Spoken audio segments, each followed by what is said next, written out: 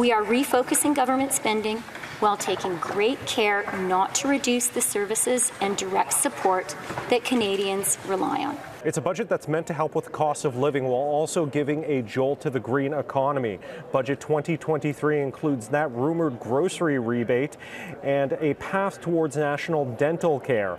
But no mention at all of pharmacare, something the Supply and Confidence deal says has to be in place by the end of the year. More and more families are having a very hard time making choices between paying the rent, putting food on the table, and paying for their medications. Despite the lack of action on pharma, there's lots the NDP can be pleased with. The National Dental Care Program is here early, priced at $13 billion to start and $4.4 billion annually.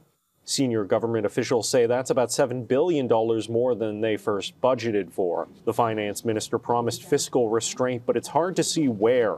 Yes, it's a lot of money. It is a significant investment. And every single healthcare worker I have spoken to, every single nurse, every single doctor, every single personal support worker has said to me, you needed to do that. The fall economic statement said Canada planned to see a surplus by 2027-28.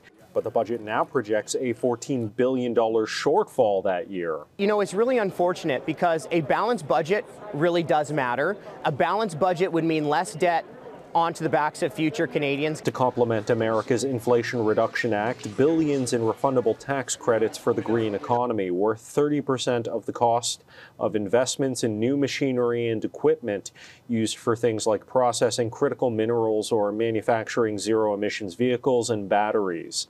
Finance officials say they think this is the best way to complement what America's doing, but there are skeptics. Trying to continually incentivize, instead of just make the investments, invest in what we need, and yes, then the private sector will come. To raise money, Canada's cutting some spending. The civil service will spend $7.1 billion less on consultants over 5 years, but there's also tax hikes for big corporations and big earners. The alternative minimum tax goes up to 20.5%, up from 15%. And publicly traded corporations will face a 2% tax on share buybacks. There would not have been an expansion or a continuing of doubling the GST tax credit, which is the grocery rebate, but for the fact that we forced this government to deliver that. Today's budget by the costly coalition of the NDP and Liberals is a full frontal attack on the paychecks of hardworking Canadians. In Ottawa, Xiaoli Li, City News.